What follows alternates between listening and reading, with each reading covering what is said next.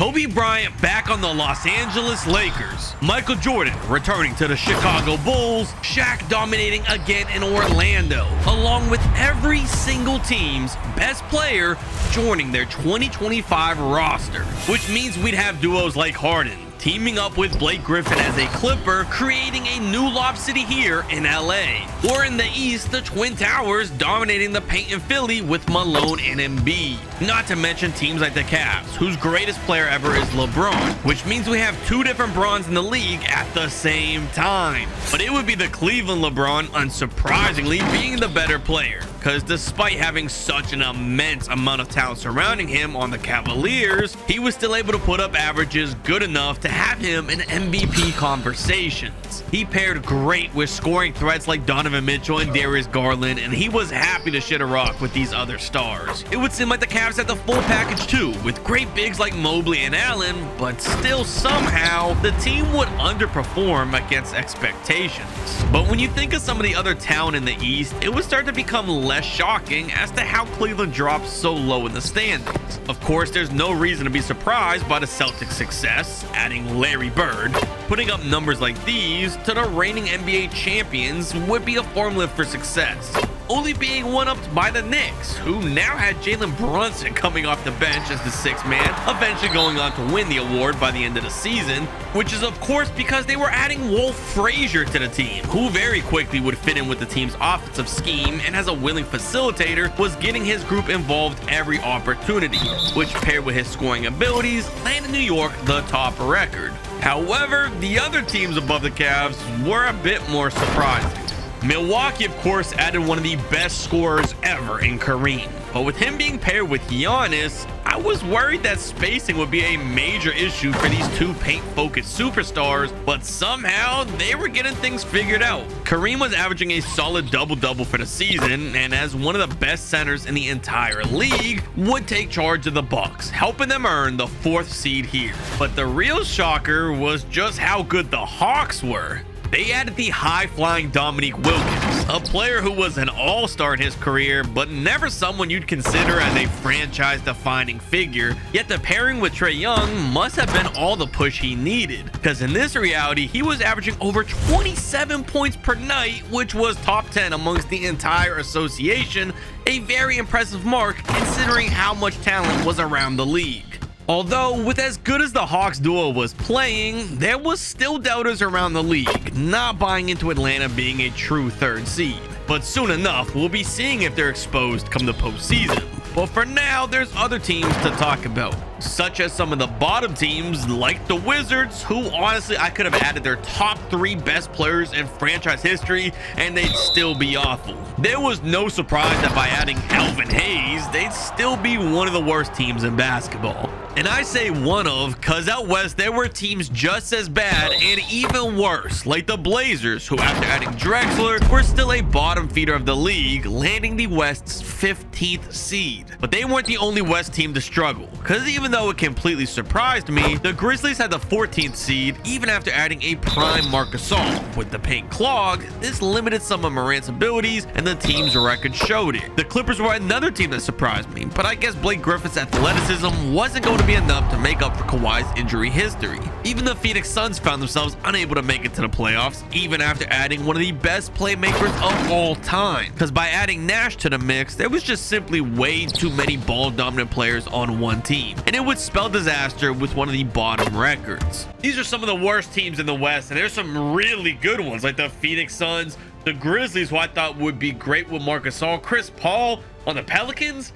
They're not doing better. There's so much talent in this league. There is no surprise. And the Eastern Conference teams, the bottom of their standings, is not as shocking, but there's still some really good teams here who you would have thought would have did a little bit better, like Miami with a prime Dwayne Wade. Come on. For example, one of the most talented teams was of course the Lakers, who added Kobe Bryant, joining forces with two of the best players in the NBA, Luka Doncic and the 40-year-old LeBron, still playing at a high level. But the only problem was that if this improved anything, it would be that more superstar talent isn't always better. Because regardless of LA having 3 of the top players in the league, they still wouldn't be able to make the playoffs. There was just too many hands for the ball to be in, and with that hurdle, the Lakers were falling to the 9th seed. And a similar issue was happening in Oklahoma City, who added Kevin Durant to the roster, which most of you would expect would create an unstoppable super team. The Thunder were already amazing without KD, so by adding him, surely they'd be one of the best teams, right?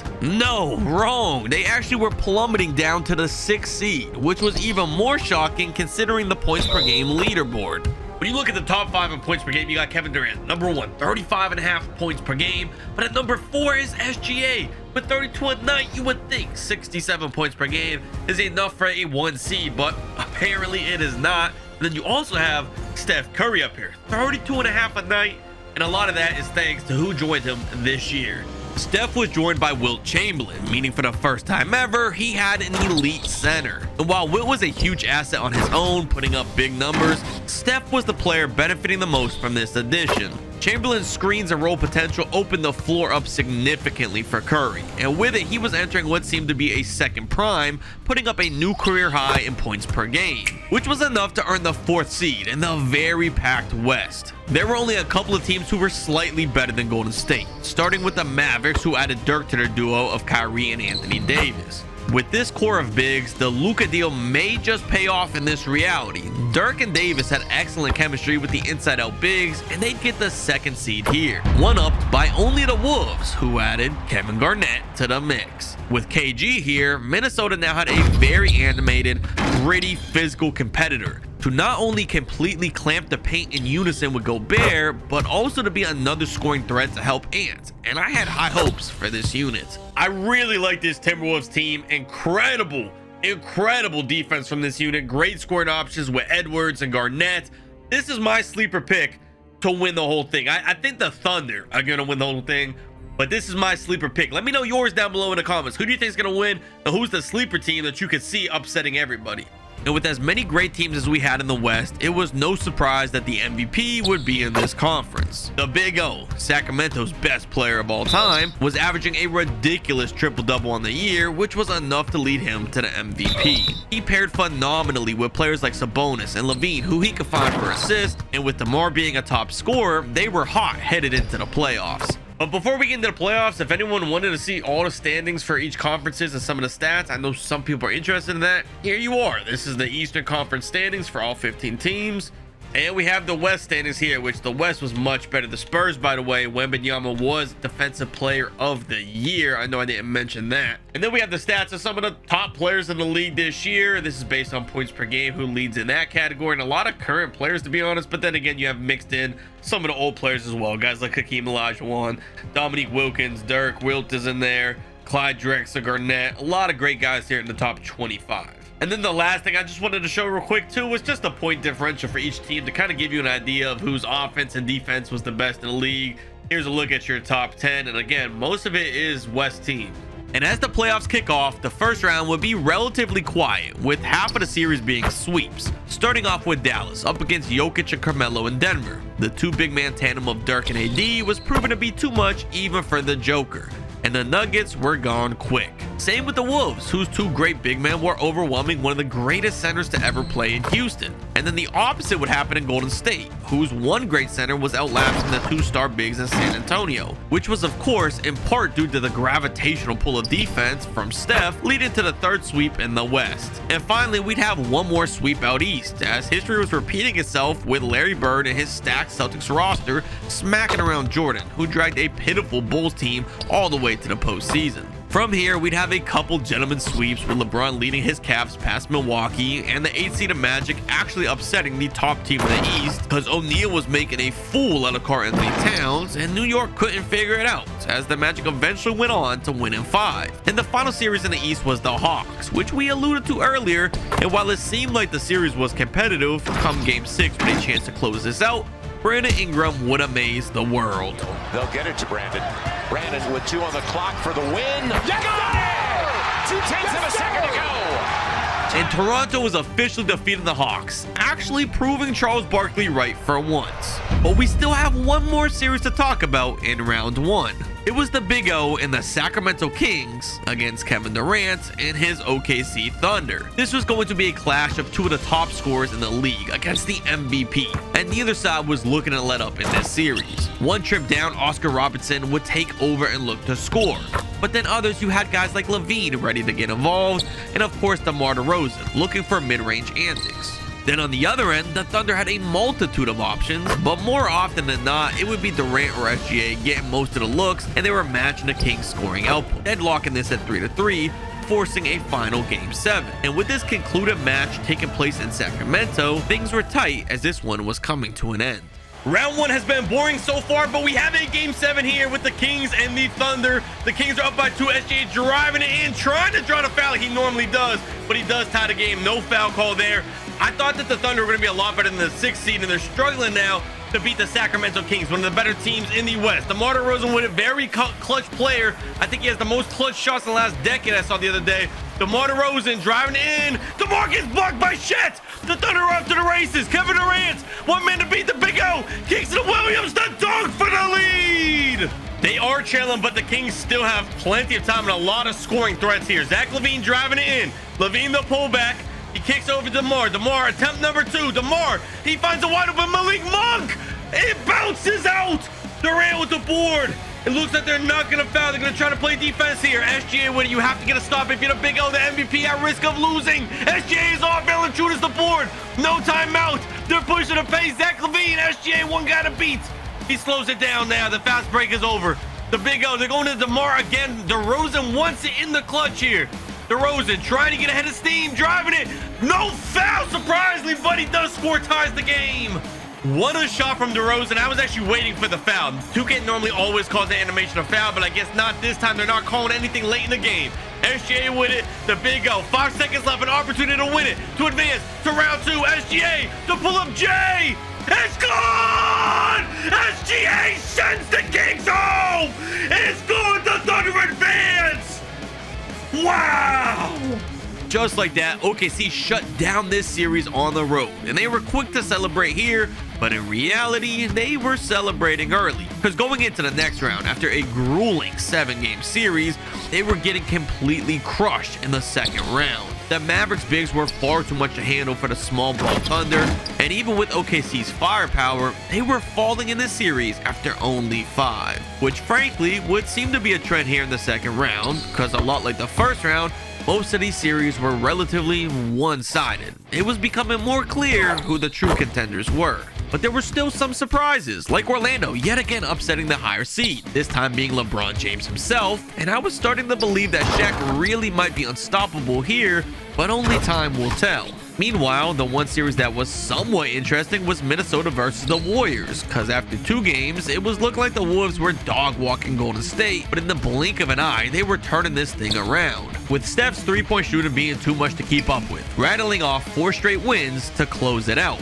And now the stage is set for the conference finals. Celtics Magic, Warriors Mavericks, going head to head. Let me know who you think is going to win. For me, I think it's going to be Mavericks versus Celtics in the NBA Finals. And my prediction was looking spot on to kick things off, because while Shaq had looked invincible in the first 2 rounds, the Celtics would bring him back down to the reality of being the 8th seed. They were not only beating Orlando, but they were blowing them out 4 games straight for a sweep, winning the Eastern Conference with no theatrics whatsoever, and eagerly awaited their final opponent, which was happening sooner rather than later, because even though Dallas has been scorching hot in the first couple rounds, they were not going to be able to outlast Curry. In the conference finals, he was putting up some of the best numbers we've seen in these playoffs so far, lighting up the scoreboard from beyond the arc, and with his 3-point shooting being so efficient, it would be no surprise that with Will Chamberlain matching Dallas's bigs, they weren't going to be able to compete.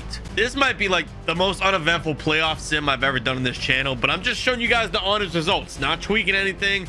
Every single matchup seems to be 4-0 or 4-1, and now we have a finals matchup, Celtics versus Warriors. This series was being hyped up as a huge rematch from the 2022 NBA Finals.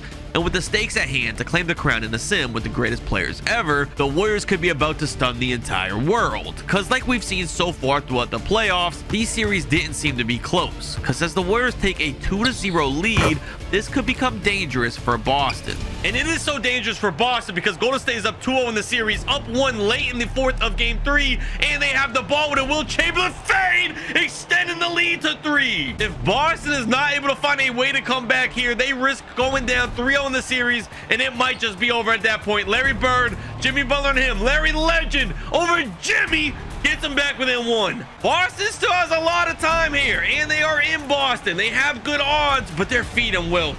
Kristaps cannot guard Will Chamberlain. Oh, he's just too big, but he gets the stop. Larry Bird, the rebound. The unthinkable. Jason Tatum kicks it to Pritchard in the corner. He's slowing it down. Get it over to Larry. Pritchard wants it in his hands. It's all Pritchard here. Larry Bird. Is that a moving screen by Tatum? Oh, it's a foul on Wilt. In a change of events here, Boston got to the line, but Tatum splits them. Now it's a tied game. Tatum had some free throws there for absolutely nothing. Steph, he's gonna go to Wilt again. Kristaps on him. Wilt wants revenge from last possession. The drop step, the hook. It's off again. Wilt the board though. Kicks it to Steph. The pump fake. Steph, 19 seconds left in the shot clock, or excuse me, game clock, 10 seconds on the shot clock. Steph in the paint. Pritchard on him. Steph nowhere to go. What is this play? Jimmy Butler. Kuminga for 3. It's off. It rims out. Boston not using a timeout. They're going quick. Larry Bird. Pritchard with the ball. Pritchard for the win. Pritchard's off. It's overtime. And the overtime isn't exactly just down to the wire, neck to neck. The Warriors have a comfortable 2-possession lead right now. But with 1:45 left, anything is possible, especially with Larry Bird on the court, one of the most clutch players ever. Larry Legend thought about the 3. Jimmy Butler got around that screen though. Porzingis, you're not scoring on Will. Give it up. Jason Tatum winning now. Kuminga guarding him. Tatum looking to provide for his team. Tatum blows by him. What a move by Jason Tatum. That is honestly one of the most beautiful moves I've ever seen in a hop-in. These AIs usually don't do anything that spectacular, but Will finds his way to the paint and puts him right back up by 4. Boston with it again. Can Jason Tatum get it done for a 2nd possession in a row? Pritchard with Steph. Larry Bird was trying to get open. Jaylen Brown gets him jumping. Brown, the pull-up. He had a wide open layup up there for the pull-up. Steph with it now with a minute remaining, 60 seconds to the corner. Pods. He's slowing it down. There's a mismatch. Will with Jaylen Brown on him. Oh, that's a free basket in the paint. They're about to be up by 6. Kuminga wide open for 3. Wilt wants it himself. Wilt's not passing. Yo, what in the world? Chamberlain had a wide open teammate, decided he was not passing that ball no matter what. Steph is open in the corner for 3. The dagger. Steph gives it a 7-point lead. Boston's last hope. They have to score here, and they have to score quick if they have any chance of winning game 3, extending this 1 game further in the finals. It's off. Chamberlain the board. This one is over. Now with Boston's hopes and morale at an all-time low, the Warriors were putting their foot on the gas. These finals would be ending just as quick as the rest of the playoffs here. Curry and the Warriors were getting it done. By adding the help of Will Chamberlain, the Warriors were finally bringing another championship back to Golden State. But what about if Curry swapped careers with an all-time great Blazer like Dame? Find out by clicking this video next.